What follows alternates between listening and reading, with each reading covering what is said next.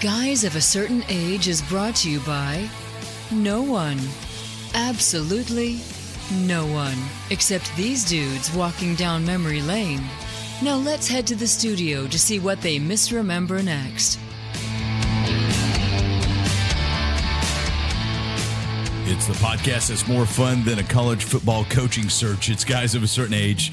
Robbie Koblentz in studio alongside Jay Reed. Jay, are you interviewing for any college positions? I think Art's gone interviewing for a special teams coordinator spot. I heard that Becky was spotted in Baton Rouge touring the city, and then the next day in Gainesville. So it could be that Art is playing his options. You know what that means? He's got access to a private jet, and I thought only you had that. Well, I lost it. Maybe he's on the same private jet I was on last week because I was on the one that Becky's work. That's true. Has access to because I was doing a project for them. This is all beginning to make sense. It's all coming together. Actually, he says he's retired, but it's just a new job.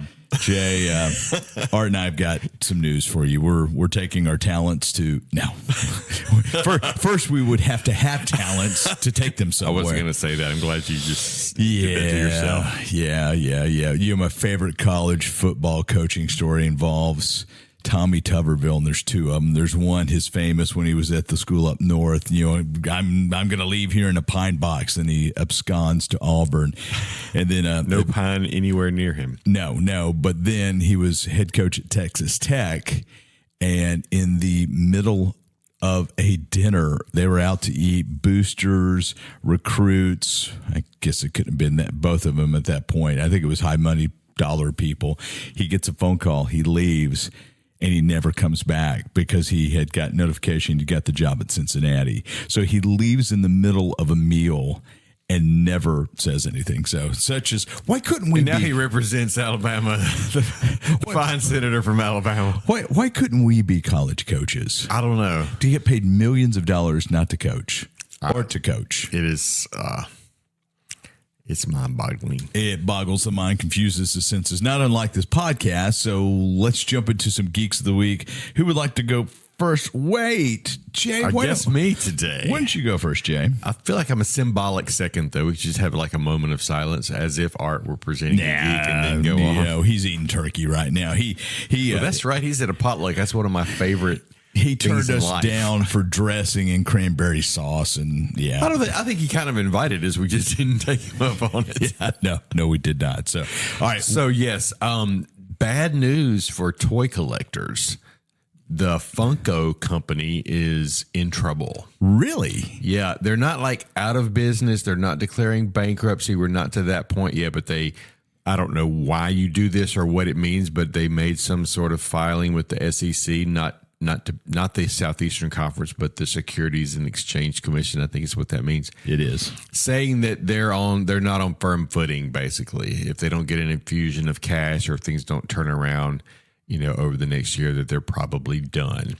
And some of the reason, and I can see this, some sales are down. Obviously, they were making millions last year. This year, they're losing millions.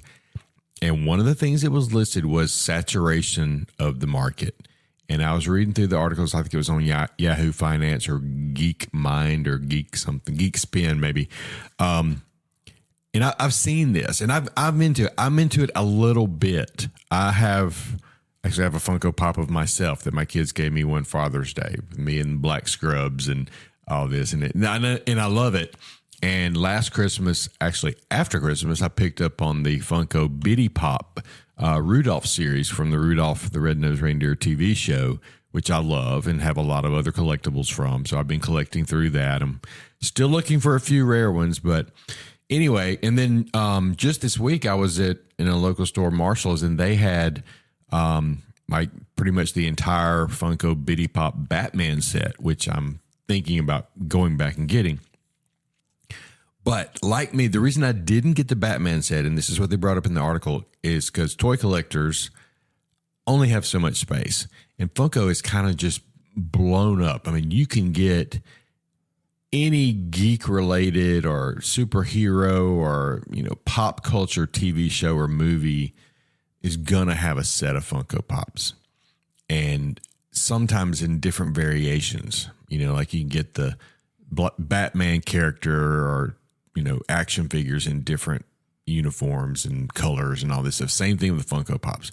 And I think it's just kind of overshot.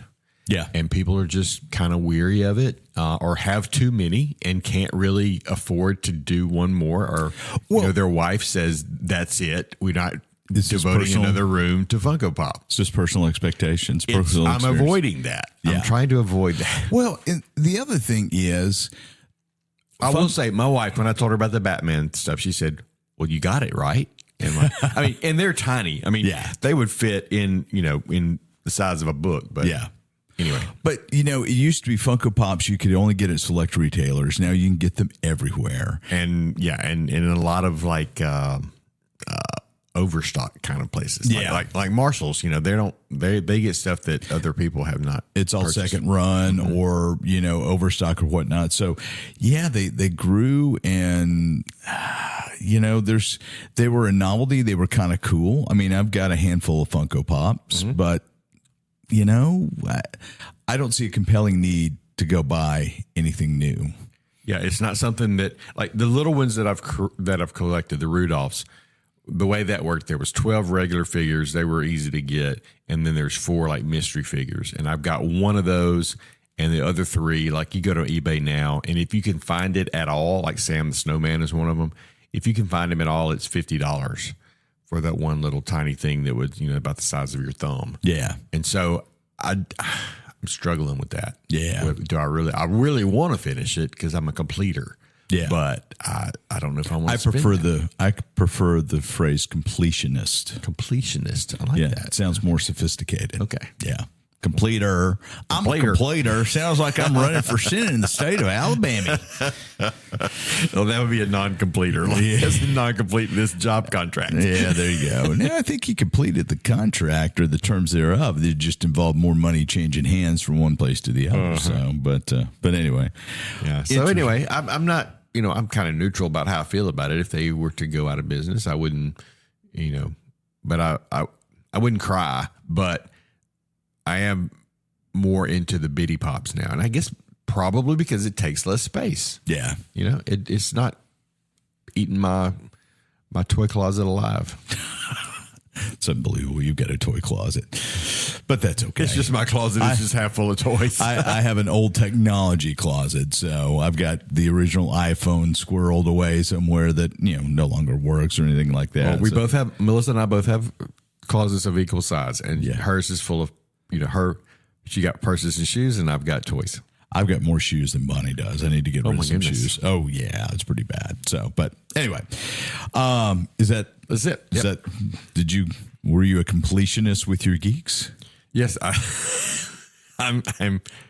You're completed. Yeah. Yeah. You've been completed. I've been completed. Yeah. I've got a couple pieces that I find interesting. So we've covered this before. Frank Darabont, I think I'm pronouncing his name correctly. I've always butchered it. Frank Darabont was the creative force behind The Walking Dead. He's the showrunner who came in, set up the look and feel, directed the pilot, and was Darabont, not Mont, Darabont. Sorry, Frank, if you're listening. And basically got forced out or was fired, depending on who you talk to, from AMC. And he went back and sued AMC for $200 million when The Walking Dead blew up, because they used creations of his. They used a lot of his ideas without compensation and or correct compensation according to a legal argument that was presented. That was back in 2013. He ended up with a $200 million settlement. Robert Kirkman, who created the Walking Dead comic book, has sued AMC as well. There are no less than 6 lawsuits about rights, monies, royalties owed from AMC to those associated with the Walking Dead universe. And the Walking Dead is by far AMC. Well, yeah, it's AMC's largest creative endeavor.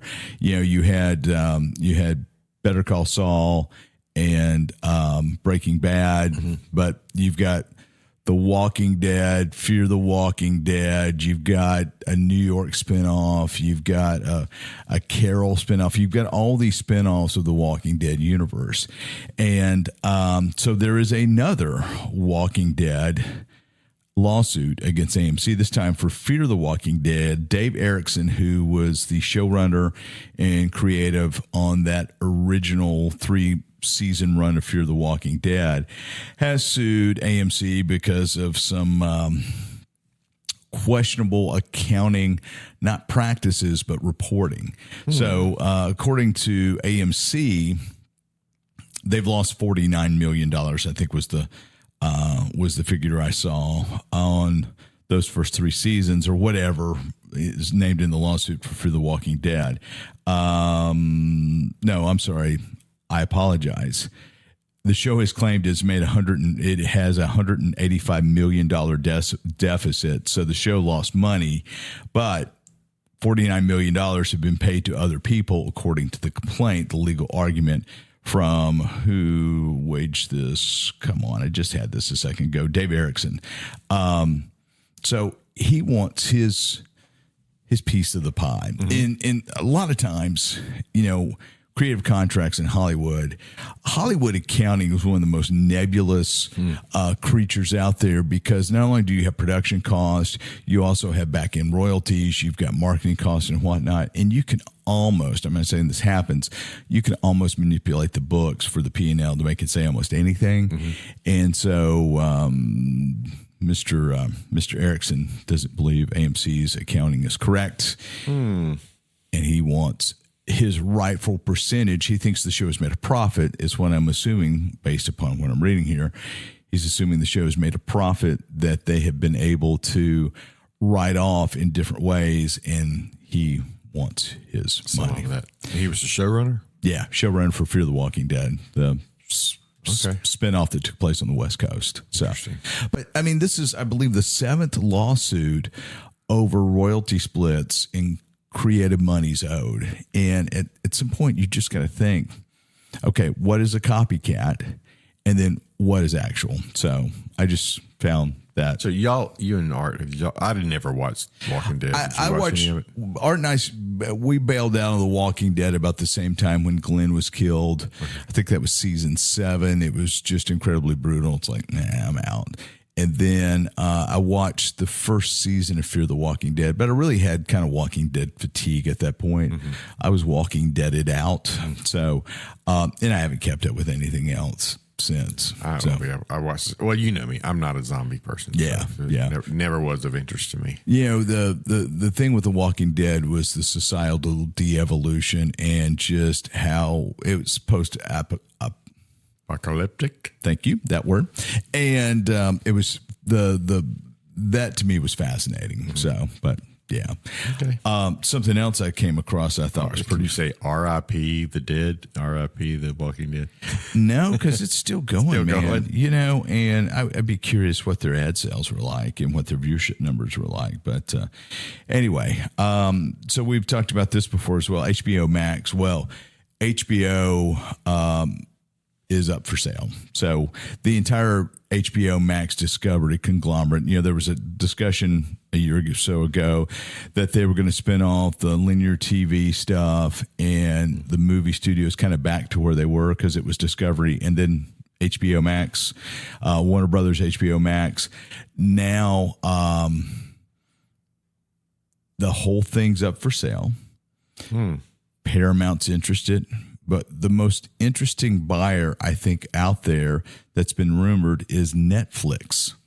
Imagine if Netflix bought Warner Brothers. So they would have the HBO and Cinemax catalog. They'd have the linear TV networks, everything. So you're talking all the Discovery shows, that whole kit and caboodle, TNT.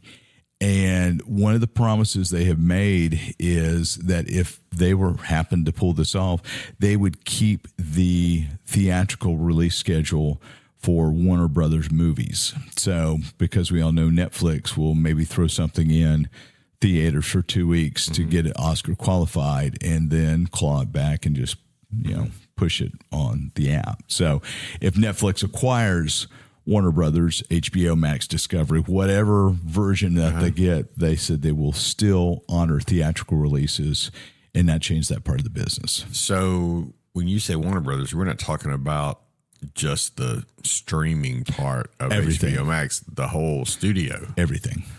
Wow. Yeah. So Netflix would have DC. Yeah. Okay.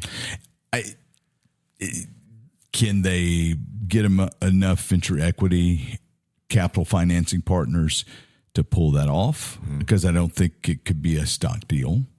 Do they spin off the Discovery Communication, linear brands, HGTV, all that stuff? Food, I think Food Network's in the... Is Food Network in... I'm not sure. Maybe. I don't remember because some stuff was spun off. TNT, TBS, all that's part of that deal. Really? Yeah, that was all Discovery. I mean, that was all Warner Brothers, right? Okay. So, Maybe. I don't.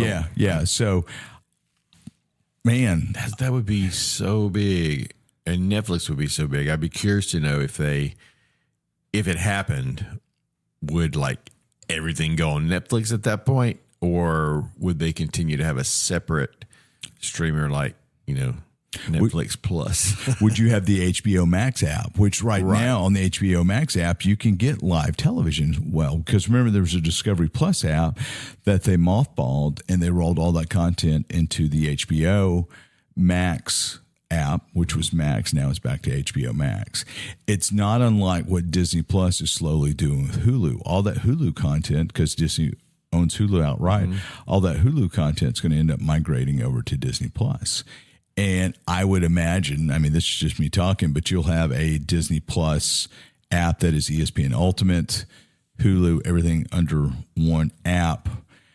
Which also brings the other thing I want to bring up is it'll be 3 weeks after we record this when this airs, but YouTube TV struck a deal with ESPN to get ESPN back, right? Part of that deal is YouTube TV subscribers will have access to to ESPN Unlimited, which was an additional $10 upcharge prior to. So it's going to be curious to see what happens. And apparently that's a 3-year deal. Okay. So, unless the cost of college coaching searches causes everything to go up, but you never know. So anyway, fascinating world. Fluid. It's all fluid. Yeah. Every year it seems like it's. And it's another. Wonder what I'm paying for that no longer exists. Well, yeah, exactly. And, it's also, you're not guaranteed that any of the content that you buy digitally is going to be available tomorrow. And that's why I still advocate for physical media, Blu-ray, DVD, CDs, vinyl. I don't have a paid music subscription, and I'm probably one of 3 people on the face of the planet that doesn't have a Spotify, TuneIn, Apple Music, Amazon Prime Music paid subscription. And I did not until about a month and a half ago. Yeah.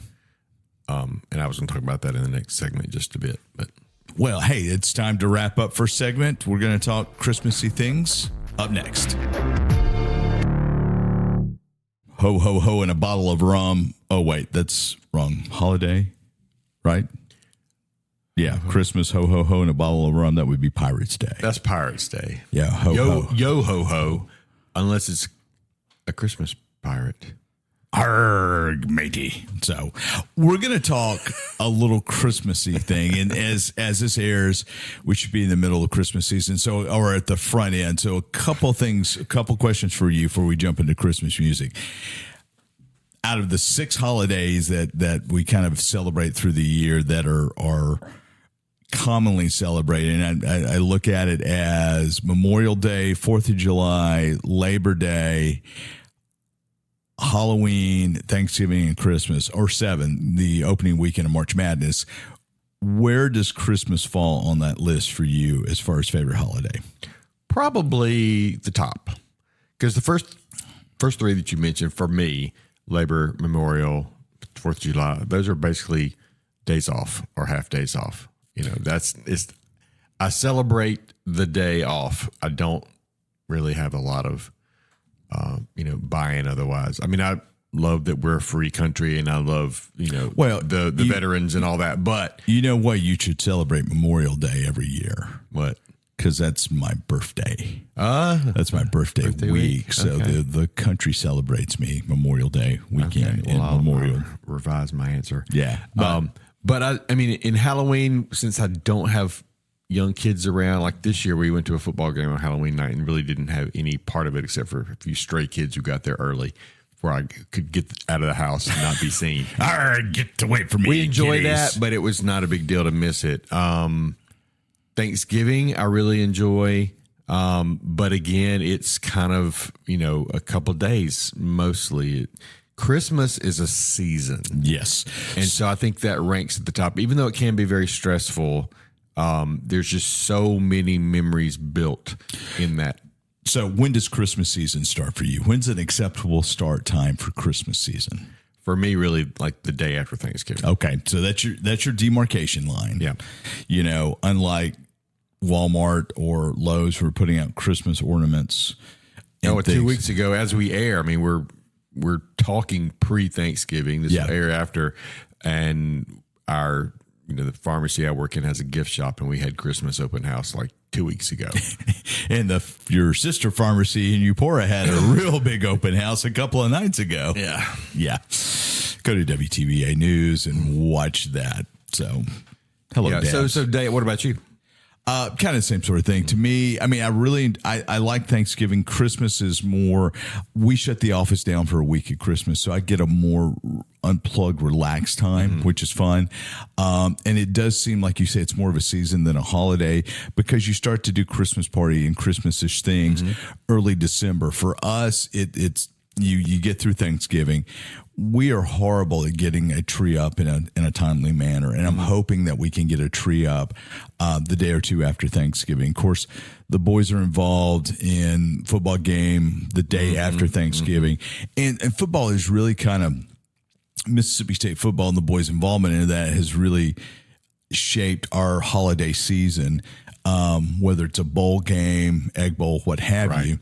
But I do think you get through Turkey Day, and it's okay to be eating leftover turkey and turning your attention to Thanksgiving. Absolutely. I mean, to Christmas. Absolutely. So, now we both have SiriusXM, and there are 18,000 different holiday music channels, or it seems. Actually, I think there's 12, 14. Do you know how many? I haven't looked this year. I mean, you've got Jimmy Fallon Christmas, you got traditional Christmas, you've got country Christmas. The message turns into a Christmas. Are those all available like on your radio in the car, or a lot of those on the app? Most of the ones I'm talking about are on the car. Okay. So I'm looking for SiriusXM Christmas channels. And I've got the app. I can plug it into my car, so I could get them all. Here are some of the there's some app only in here, but you have Holly, which is channel 79. You have Holiday Traditions. Holly is modern hits. 71 is more traditional, like Bing Crosby, Nat King Cole. Rockin' Christmas, which floats around. So that's classic Christmas songs with a rock beat. Right. I'm thinking Striper, Winter Wonderland. Country Christmas. Hallmark Channel Radio, channel 105. So those are Christmas music and carols from the Hallmark Channel. Jimmy Fallon's Holiday Seasoning Radio, which I think is a lot of fun, even though Has that happened before? Yeah. Okay. It started last year. It's fun. I think Fallon's Jewish, but he leans into it. Pardon me.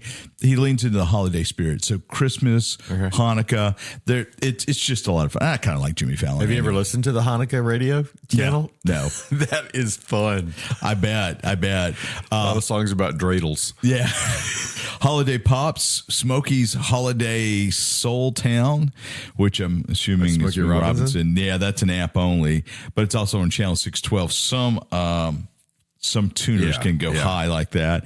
Jolly Christmas, which is channel 105, and then 70, 80s Holidays, which is app only. So that's from AI, but it is crazy what you've got. Country Christmas on 79, Holly's on 4, Rockin' Xmas, all these things. I mean, they're an app only. You've got Cool Jazz Christmas, holiday instrumentals, holiday pops, holidays with Anne Murray.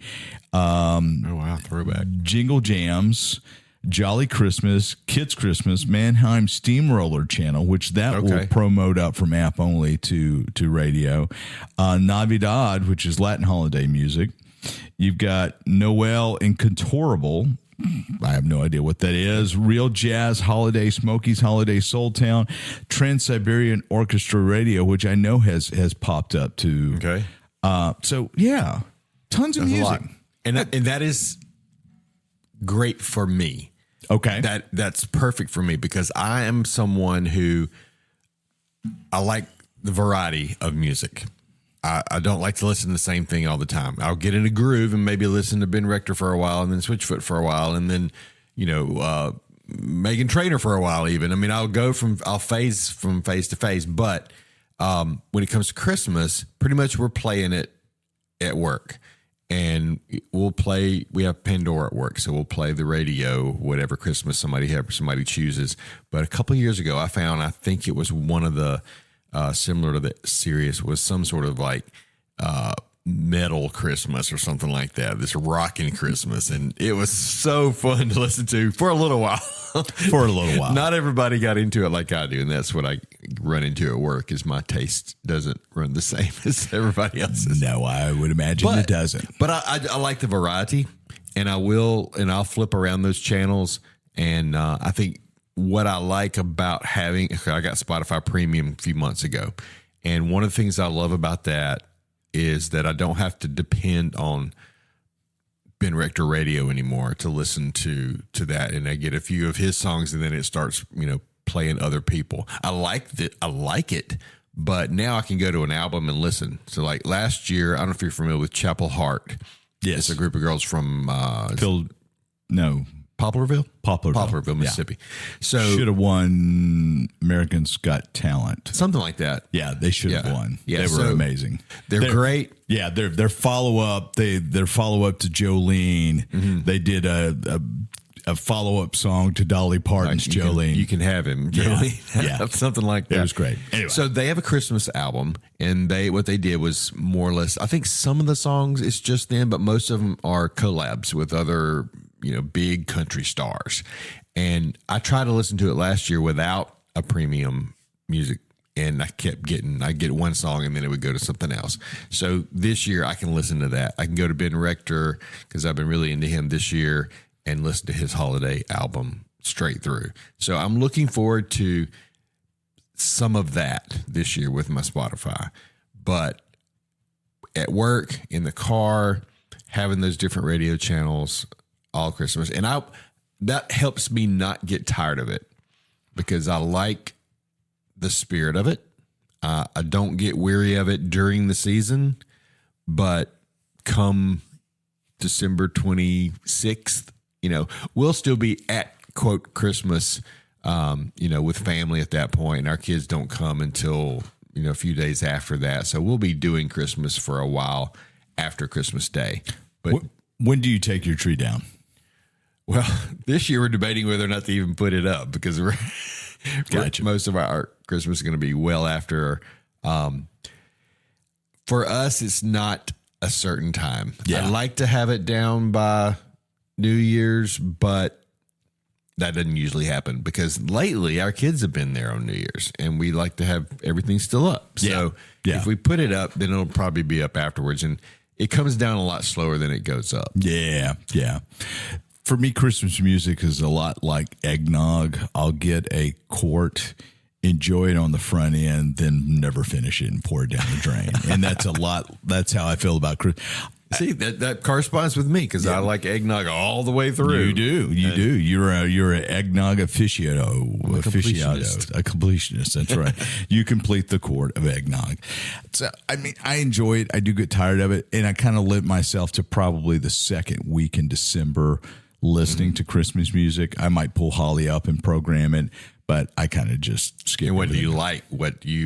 I like a little bit more traditional. Modern or older? I like older stuff to an extent. I've just never gotten behind the let's make a Christmas album and make our own Christmas tunes. And it's kind of the way I feel about the Hallmark Christmas channel, on, the television Like the channel. movies. Yeah. It's like we're telling the same story over and over. And Melissa doesn't really, she'll watch some of those, but she's not into it seriously. Therefore, I am not. And even if she was, I'm not sure I would be either. Yeah. It's If she has one on, I'll wander in and I'll watch a little bit of it, especially if it's an actor or actress that I actually recognize. and that's always a challenge. Well, sometimes it's the same actor, actress over and over. So you've got like Danica McKellar is in a bunch of them, and she was Winnie Cooper in The Wonder Years. Yes. So she's Also had a guest turn for 3 episodes in The West Wing. Okay. All right. Yeah. And then you got Lacey Elsie Snuffin. Elsie Snuffin. Yes. I was unaware. Okay. Yeah. And then I think Lacey Chabert is in a bunch, and she was in what? That, Party of Five. Party of Five. Yep. I actually saw Melissa was flipping around last night. I think it was either Hulu or Netflix, and I saw one called Xmas, like EXMAS, and it had oh shoot, my mind is gone. Batgirl. I can't believe I forgot her name. Who played Batgirl with George Clooney and Alicia Silverstone. Alicia Silverstone. I think she was in one. Yeah. So, if there's somebody that I know that's in it, I might sit and watch, but no. So no, that's a short discussion. I'm not into that at all. the whole. I can't believe I just said all those names. I'm pretty impressed you came up with those. So, does Mrs. Reed watch Hallmark Christmas movies? I don't think so. Yeah, I don't think so. I'd be happy to be proven wrong. I'm not have a strong opinion about it, but I don't think so. I just get a little tired of Hallmark in general. Yeah, I mean, even the Hallmark movie jokes have been played out. I think the T-shirts, the mugs, all the things that are out there. It's crazy about the movies and all the memes and reels. It's I've seen them all. By now. Yeah, you probably have. So, but I like you talking about I do enjoy new singers' take on old songs. Yeah, and occasionally, a new song. I mean, Mariah Carey's song. I mean, that was an original song. The one that she's so famous for that I'm gonna All I Want for Christmas Is You. Oh, thank you, Jay. Yeah. That's awfully sweet of you. And that's also the name of the song. Yeah. I mean, that is a classic now. If I hear Last Christmas by Wham one more time, if I'm going to go berserker. Yeah, that one gets old pretty quick. So, I mean, do you watch? Not a happy song either. No, it's really not. Are there any, real quick before we finish up here, are there any movies that are modern movies or modern-ish movies, not like Miracle and whatever, or, are there any modern-ish movies that you watch year in and year out for Christmas, like Love Actually or Die Hard or The Grinch with Jim Carrey, for sure. See, that creeps me out. I like that one. I feel like we've talked about this before, but now I can't remember. I can't remember it. I was just wondering how, it's some folks, they buy into Christmas celebration the day after Thanksgiving, and it's a nonstop march till, December 25. We usually have big plans. We'll say, okay, we're going to watch Rudolph tonight. We're going to watch Frosty. We're going to go back and watch all the classics, and we have a bunch of movies on DVD that, that we would like to watch, and it just seems like time gets away from us. I mean, we've already got, we haven't even planned the Guys of a Certain Age party yet. I've already got a work party. I've got the Messiah in Columbus that we go to. There's a church thing in the works. And so we've already got 2 things on the calendar, another 2 things, pending. And, it's hard sometimes because life goes on. It does. We still got to work. You said you take a week off and close the shop. I'm actually going to have a week off this year, which is rare. Correction. I closed the shop for a week. I don't necessarily take a week off. I gotcha. Yeah. I gotcha. Because I'm able to get things done. So I understand that. I do understand that. Yeah. Should I think, of course we don't have Art here. We should invite some of our frequent guests to the Guys of a Certain Age Christmas party. Oh. Okay. which would be Mark and Wes. There's no motive in that at all, but the fact that they're both great cooks. Yeah, that's right. So, but anyway. All right. Any other thoughts on music for holidays? If you had one channel on SiriusXM to listen to, and it's the only thing you could listen to for holiday music, what would it be? Is Holly the one that is the sort of Yeah. mix of everything? I'd probably be that one. Yeah. Just because I get a little bit of everything with that one. Yeah. All I want for Christmas is Art to be in his chair for a podcast. Oh. He completes us. We're completionists. On that note, we're going to let you guys go. Thanks for listening. We'll see you next time around.